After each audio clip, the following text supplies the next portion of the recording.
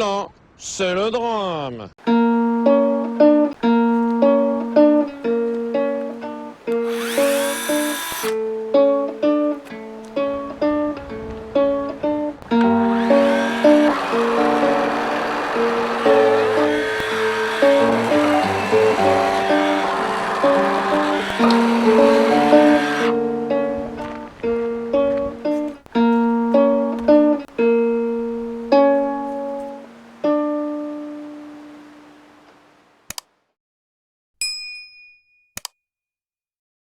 Bon alors ce portail, je ne le mets pas par terre pour le plaisir.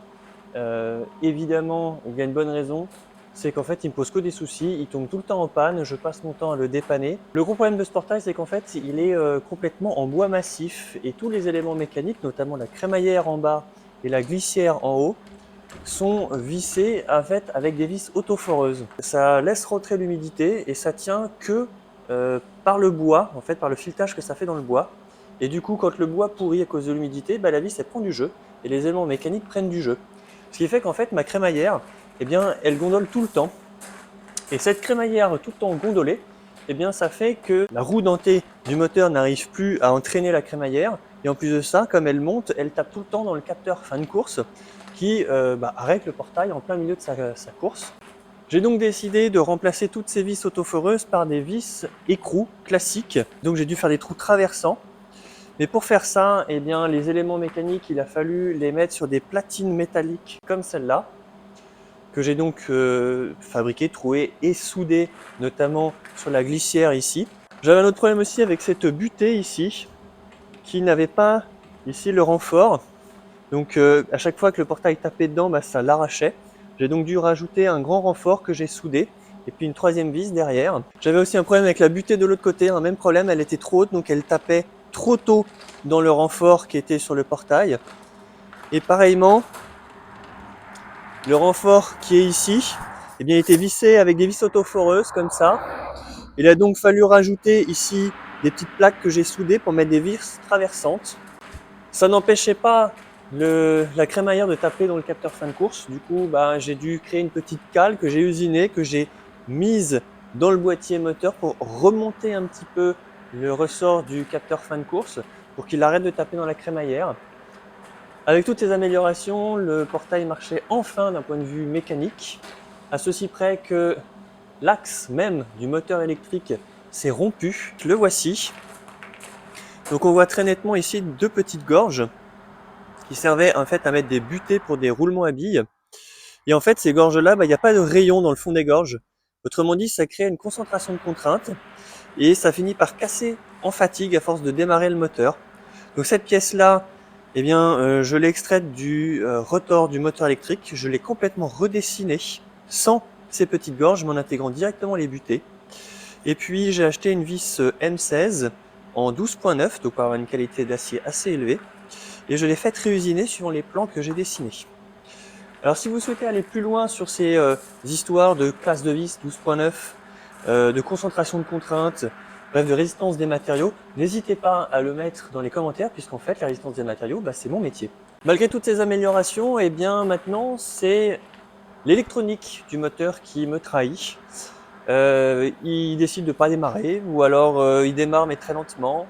Il s'arrête en plein milieu alors que le capteur fin de course n'a pas été touché. Bref, l'électronique, je connais beaucoup moins et du coup, je vais remplacer tout le moteur par quelque chose qui marche vraiment. Et quitte à remplacer le moteur, je me suis dit, je vais aussi remplacer l'ouvrant. Et cette fois-ci, plutôt que d'avoir un ouvrant en bois massif qui pourrit au niveau des vis, des éléments mécaniques, eh bien, je me suis dit que j'allais faire en fait un châssis métallique, mécano-soudé, et que je pourrais visser directement les éléments mécaniques, notamment les butées, la glissière d'en haut et la crémaillère, eh bien, dans du métal. Et comme ça, ça bougera pas, ça prendra pas de jeu. Et puis ensuite, sur le châssis métallique, on mettra un habillage en bois, par exemple, que lui, on pourra remplacer rapidement ou facilement une fois qu'il est trop abîmé ou trop pourri. Après, si on décide de mettre un habillage d'un autre matériau, c'est aussi possible.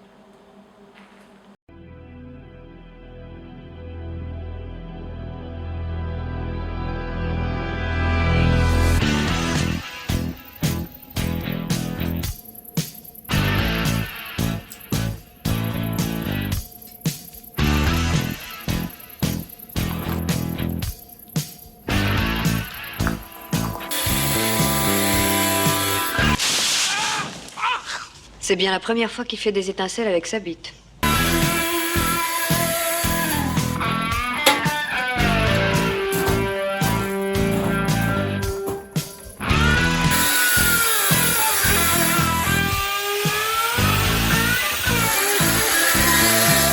C'est bien la première fois qu'il fait des étincelles avec sa bite.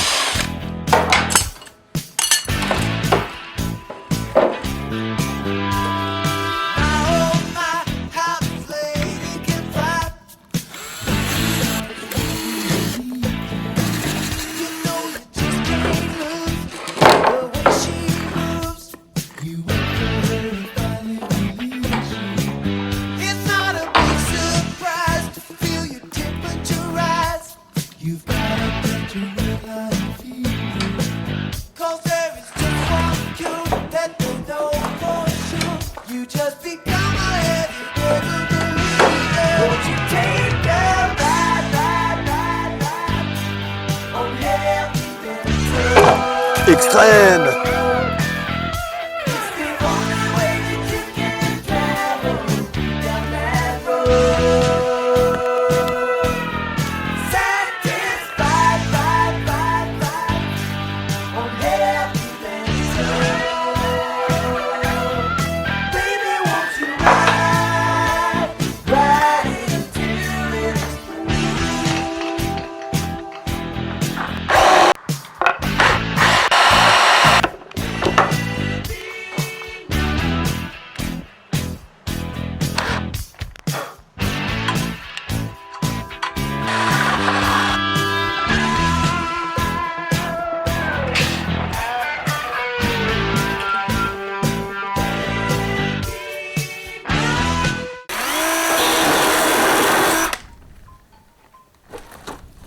Le moteur que j'ai choisi, c'est un Somfy, fait pour un portail de 300 kg, ce qui devrait suffire dans notre cas.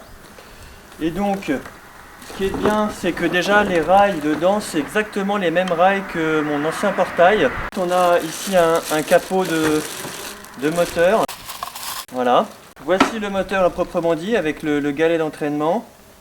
Ça, c'est le boîtier électronique pour les télécommandes. Donc c'est ça qui défaille sur mon ancien moteur. Alors ça c'est très pratique, c'est une platine pour nous indiquer où percer dans la dalle en béton. Ça c'est un gyrophare pour mettre sur le portail. Ça sont les détecteurs de sécurité pour mettre de part et d'autre du portail. Au cas où il y a quelque chose qui passe dans le portail pendant que le portail se referme. Ça sont les deux télécommandes évidemment. Alors ça sont les vis de l'ancien moteur.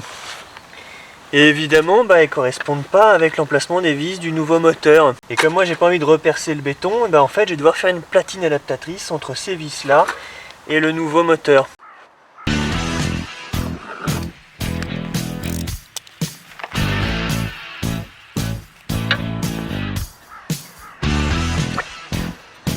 Et voilà.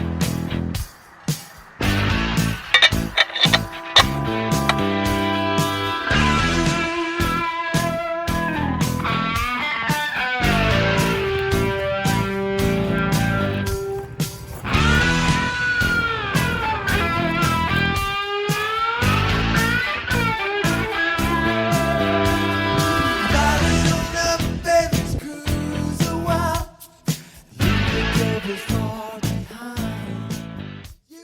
Entre les planches, le métal, la peinture, la quincaillerie et le moteur, ce portail m'aura coûté un peu moins de 1500 €, ce qui veut dire que ça m'a coûté 5 fois moins cher que si j'avais fait faire le travail.